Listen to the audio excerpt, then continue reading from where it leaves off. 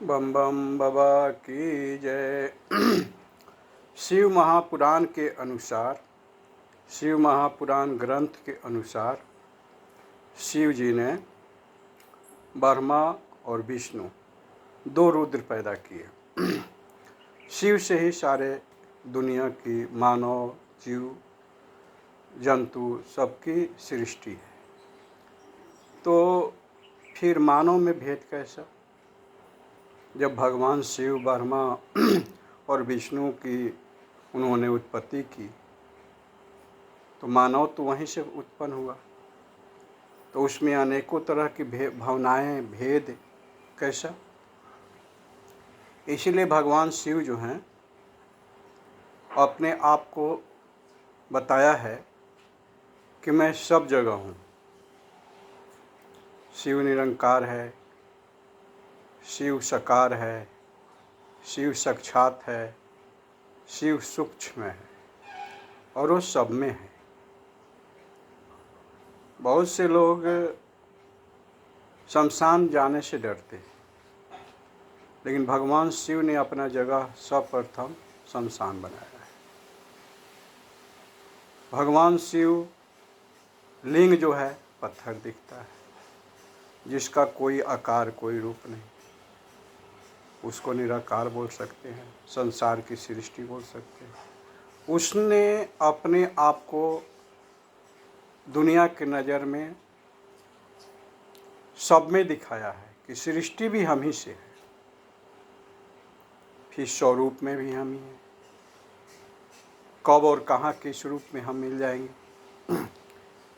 लेकिन उसके लिए शिवमय होना पड़ेगा। आपको सारे जाति भेद से हटके आपको उनकी पूजा करनी होगी। सारे घृणा ईर्ष्या त्याग करके आपको उनसे प्यार करना होगा, तब आपको शिव जी की कृपा प्राप्त होगी। शिव जी की कृपा प्राप्त करना आसान नहीं है। आप शिव को नहीं चुन रहे हैं, आप एक कंकर को चुन रहे हैं, क्योंकि शंकर हर कंकर में उपस्थित है। वही कंकर चमकता है जो शिव स्वरूप होता है, जिसके अंदर कोई भेद नहीं होता है। भगवान शिव के अंदर कोई भेद नहीं है, इसलिए उन्होंने अपना सर्वप्रथम स्थान शमशान चुना है कि इस धरती पे जो जैसा कर्म करके उसको शमशान में ही आना है, क्योंकि शिव सब में है, सब जीव में है, सब में उपस्थित है। तो आप अगर किसी को सता रहे हो तो शिव बर्दाश्त नहीं करेंगे। इसलिए शिव की कृपा पाने के लिए अपने आप को पूर्ण हट करना होगा कि मैं उन्हीं का हूँ। और जब आप पूजा करेंगे तो ये कोई ज़रूरी नहीं है कि आपके सब कुछ अनुकूल ही हो, क्योंकि जब आप पूजा करेंगे तो हो सकता है आपके प्रतिकूल हो। उसमें भी आपको बोलना होगा आप जो कर रहे हैं अच्छा कर रहे हैं। शिव ही हमारे माता हैं, पिता हैं, देव हैं, संहारक हैं, रक्षक हैं, सब हैं। जो कर रहे हैं अच्छा कर रहे हैं। कितना ही कठिनाई आ जाए, लेकिन उनसे प्रेम नहीं छोड़ना है। कितना ही कठिनाई आ जाए, किसी से द्वेष नहीं करना है। कितना ही कठिनाई आ जाए, किसी से भेद नहीं करना है। तब जाके आपको शिव मिलेंगे। लोग कहता है शमशान में जाता है आदमी। अरे दुनिया संसार है और संसार शमशान में ही बसा है। ये धरती क्या है? जहाँ आपका घर है, द्वार है, जहाँ पर रहते हैं, क्या है वो शमशान नहीं होगा कभी किसी समय में? जो आप शमशान से डरते हैं, जन्म लेते ही तो शमशान में गिरते हैं आप। जब थोड़ा सा बचपन बढ़ता है, चलने लगते हैं, जो ठुमुक ठुमुक के छोटे रूप में मिट्टी में लौटाते हैं, मिट्टी में खेलते हैं। वो क्या है, भभूति लगाते हैं ना। मिट्टी भभूति है ना, जहाँ आप लौटते हैं, खेलते हैं। क्योंकि दुनिया जब संसार शमशान में ही बसा है तो संसार की मिट्टी भी भभूति ही है। वो शमशान ही में आप हैं, आप शमशान से अलग नहीं हैं। जब भी भगवान की कृपा होगी, भगवान शिव की अनुभूति होगी, तभी सब पता चलेगा आपको। भगवान अपने भक्तों को पहले कंकर बनाते हैं। कितने आदमी उसके ऊपर से गुजरते हैं, लात से मारते हैं और रगड़ाते रगड़ाते रगड़ाते रगड़ाते वो कंकर एक मोती के रूप में उभरता है। और वो मोती फिर लोग अपने आप में धारण करता है। फिर उसी पत्थर को तराशते तराशते मूर्ति बना देता है। उसी तरह अपने भगवान भक्त को तराशते हैं, कष्ट देते हैं, ताकि कहीं निडर होके चलेगा, डरेगा नहीं। और जब तराश देते हैं, हीरा बन के निकालते हैं उसको कहनूर की तरह, तो शिवमय जब पूरा हो जाता है तो शिव मूर्ति बन जाता है।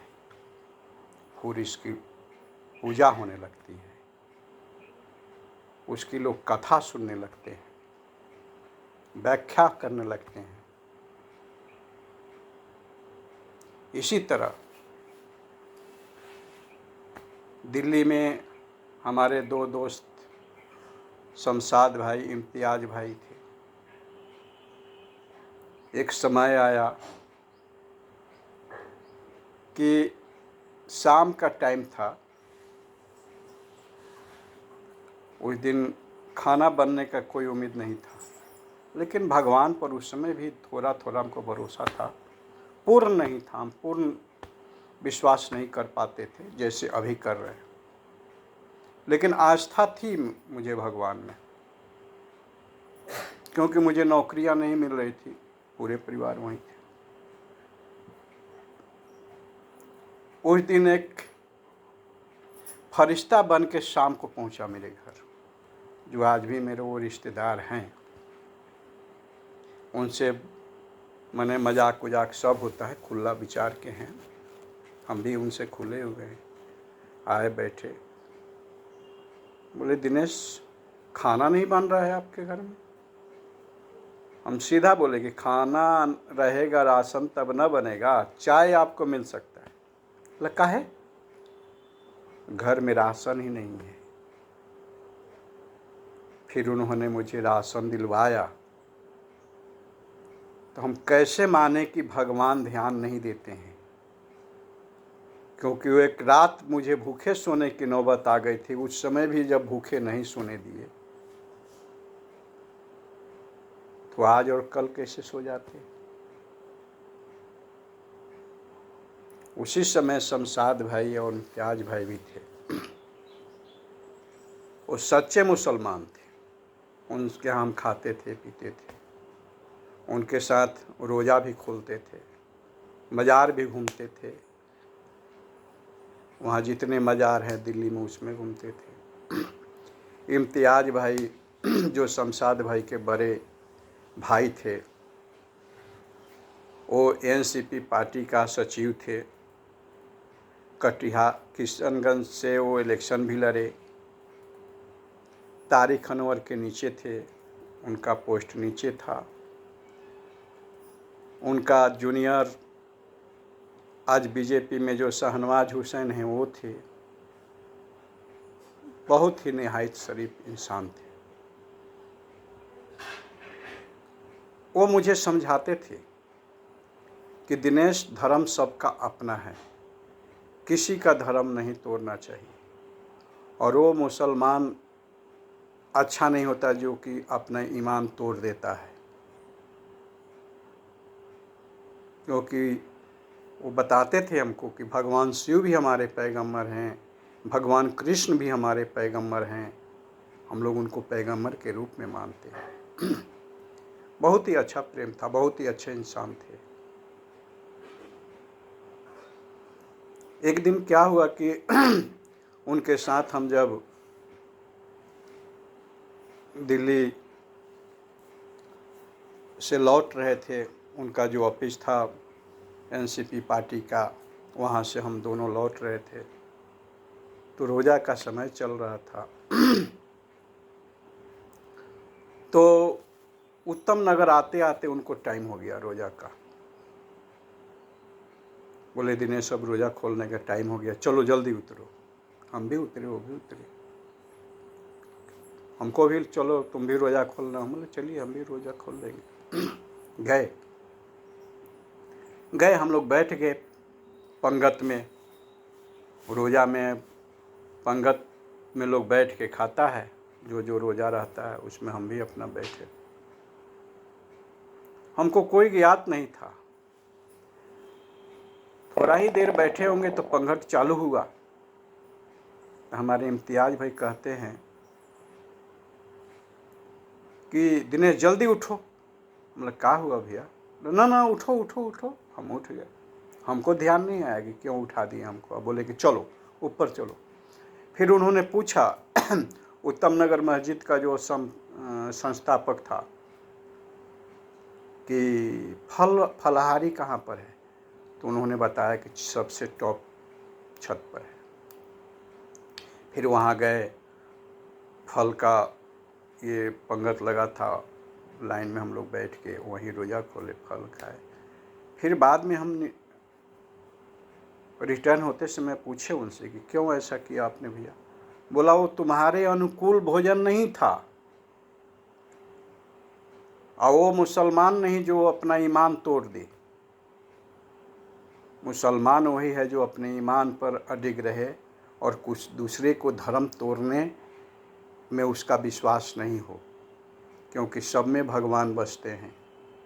क्योंकि वो तुम्हारे अनुकूल भोजन नहीं था, उसमें गाय का मीट चल रहा था, इसलिए हमने तुमको छत पर ले गया। पता है कितने अच्छा उनका विचार था। अभी तो दुनिया में नहीं रहे बेचारे। वही एक मुसलमान इंसान हमारे लिए ज़िंदगी में माने रखता था, जो कि उनके मिट्टी में हमने शामिल हुआ उत्तम नगर में, और कब्रिस्तान में जा कर के हमने मिट्टी दिया। तो कहाँ भेद है? भगवान की नज़र में भेद कहाँ है? उन्होंने भेद उत्पन्न कहाँ किया कि हम सब आपस में लड़ रहे हैं कि मंदिर नहीं जाने देंगे, ये अछूत है, ये है, वो है। लेकिन वो तो वहाँ तो हमको कुछ ज्ञात नहीं था, सब प्रेम था, अच्छा था। वो भी चाहते तो हमको अपने धर्म में डाइवर्ट करते, लेकिन कभी नहीं कहा उन्होंने हमको। उन्हीं का जूनियर शाहनवाज हुसैन है, जो कि उनसे कई बार उन्होंने कहा कि पार्टी चेंज कर लीजिए भैया, आप जीत जाइएगा। लेकिन इन्होंने कहा नहीं, मैं शरद पवार और तारिक अनवर का नमक खाया हूँ, इसलिए मैं पार्टी चेंज नहीं कर सकता। और उन्होंने नहीं किया। लेकिन उनका जब इंतकाल हुआ तो ये शहनवाज भाई जो बीजेपी में हैं, उनका धन्यवाद कहूँगा कि उस समय उदयन मंत्री थे और उन्होंने अपने फर्ज का अदा किया, दोस्ती निभाया। उनके दो बेटा और बेटी थे, दोनों को बोर्डिंग स्कूल में डलवा दिया, जब तक कि पढ़ कर कामयाब न हो के न निकले। इसको बोलते हैं दोस्ती। शहनवाज भाई ने वो दोस्ती निभाया, मेरे सामने की बात है। लेकिन लोग मुझे नहीं जानता है, ना शहनवाज भाई जानते हैं, लेकिन उनका भाई शमशाद भाई जानते हैं। जब वहाँ तकलीफ़ें मेरी बढ़ गई थी तो उन्होंने बिजनेस भी कराया, बेशक नहीं चला। उस समय मुर्तुजा भाई कितने दोस्त थे, सबसे पैसा मांग के हमको बोले कि बिजनेस करो, नहीं चला। लास्ट में शमशाद भाई ने एक पेपर में देखा कि दिनेश भाई वैकेंसी आया है, आप जाओगे? तो हमारे पास दिल्ली में कोई काम नहीं था उस समय, हम बोला हाँ जाएंगे। नारायणा में वो ऑफिस था, वहाँ गए, इंटरव्यू दिए, मेरा सिलेक्शन हुआ और उड़ीसा जाना पड़ा। तो शमशाद भाई बोले उड़ीसा जाओगे अब दिनेश भाई? हम बोला हाँ उड़ीसा जाएंगे। तो उड़ीसा गए। फिर उड़ीसा की कहानी अगले भाग में बताऊंगा। बोलिए बम बम बाबा की जय।